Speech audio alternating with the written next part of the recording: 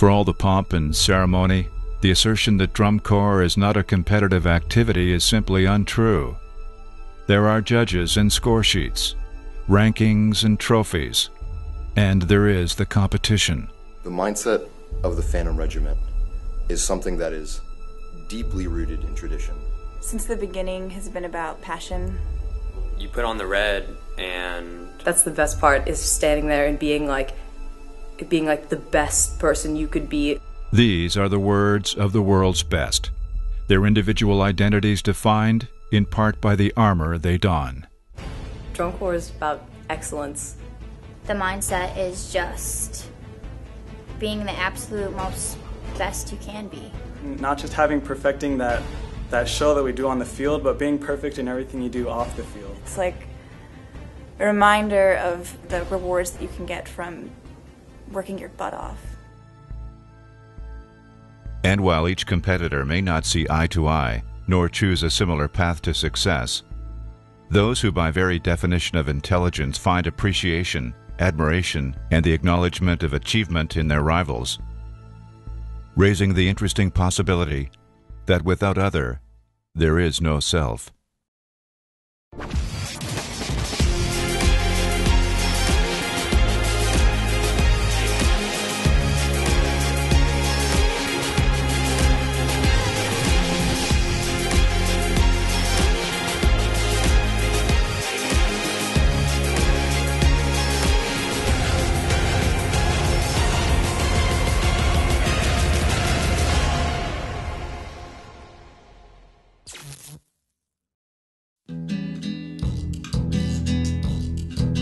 With Dada being born out of negative reactions to the atrocities of World War I, many of its artists prized itself with an anti-bourgeois stance.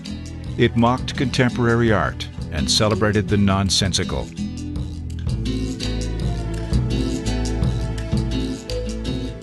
While other sections of the Corps provide the musical palette of these ideas, this year's Color Guard works with creative diligence to provide its interpretation of Dada. The quirky parts in our show, let's see here. The show in one word is quirky, all about it, everywhere. The pogo sticking. It's just like, oh, they grab their stuff, they're gonna they're jumping up and down. What are they doing? Yeah, it's pretty cool. I believe it's in the closer. When the rifles and the sabers, they pick up flutes and pretend like they're playing. I think that's really quirky. And sometimes we joke around and we're like, oh yeah, let's play a flute. He's like, you know what? Yeah, we're going to play flute. And we're like, what? Oh, okay.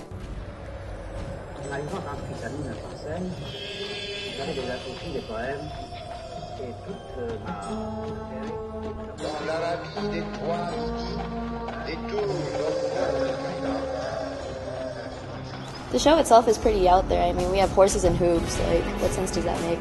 In the beginning, we're carrying a little bird and we have to act like we have a tiny bird we're caring for it. Nothing else matters. 10 counts later, we're smashing our hands together, making a snowball. It's really cool. It's different, and it's the Blue Devils. It's what we do. The hula hoops. They're definitely hard to clean, especially when it's really windy outside. They definitely carry in the wind more than flag or rifle. Usually, if the wind is blowing at you, you're supposed to push forward, or if it's coming from behind you, then you pull back with like release points and stuff. And but with hula hoops, you just gotta figure it out for yourself.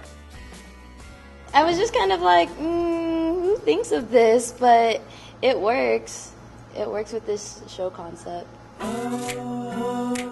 The creative force behind the Guard is Scott Chandler.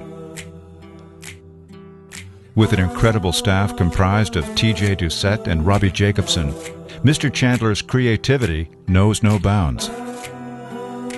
Scott Chandler, he is, in one word, a genius. He just throws it all out there, and it's just, who thinks of that? TJ Doucette, who cleans all of our work. She is the best cleaner on this planet. She can make anything amazing. So we're at the 45, and you need to make sure that the top cap is facing the end zone. Everybody just rotate toward point 9 a little more.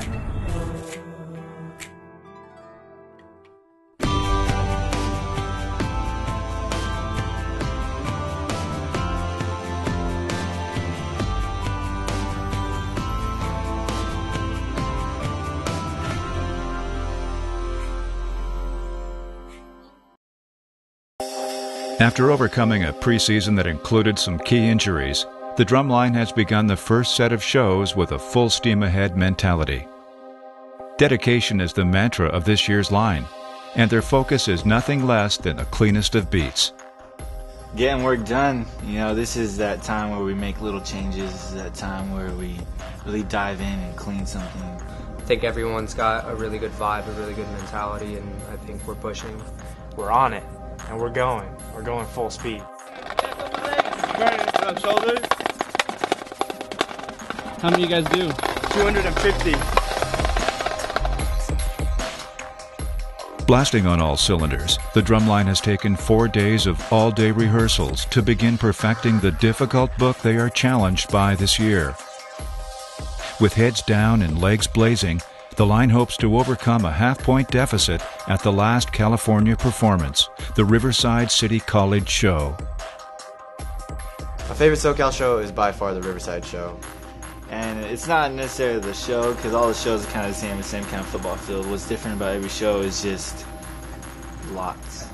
People are like right up and close. There's hundreds of people. There's a whole bunch of cameras. There's a whole bunch of other things going on.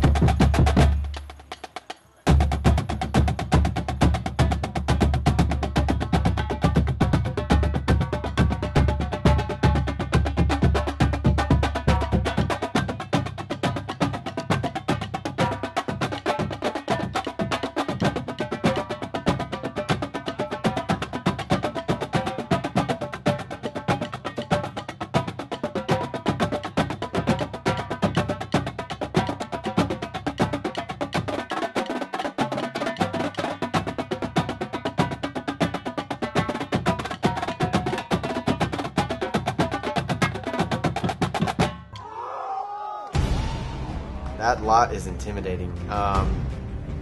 It's every person that's like cycled through the Drumline and shows up to the Riverside lot tries to make you crack.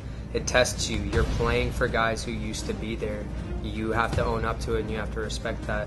Like, oh, and they'll give it up. They give it up for everything that's good, and if something's bad, then they don't give it up. Usually they hype the hard stuff because I think we try the most innovative things out there.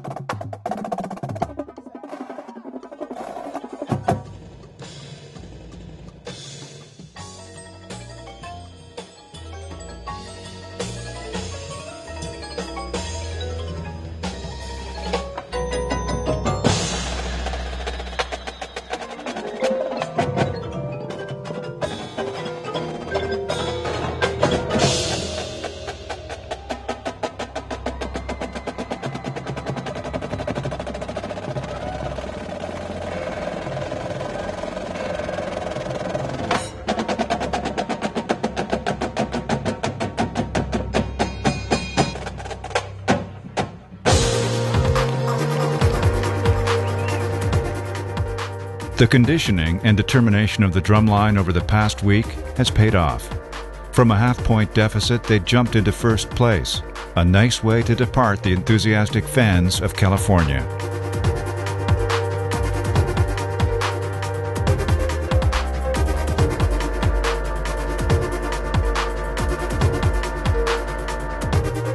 Next week on Inside BD360.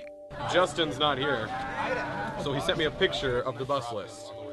Great start, bus captain. I'm 2 rows away from you. 2 in front? Yes. Yes! A couple weeks after I left for All Days on tour, our dog had puppies.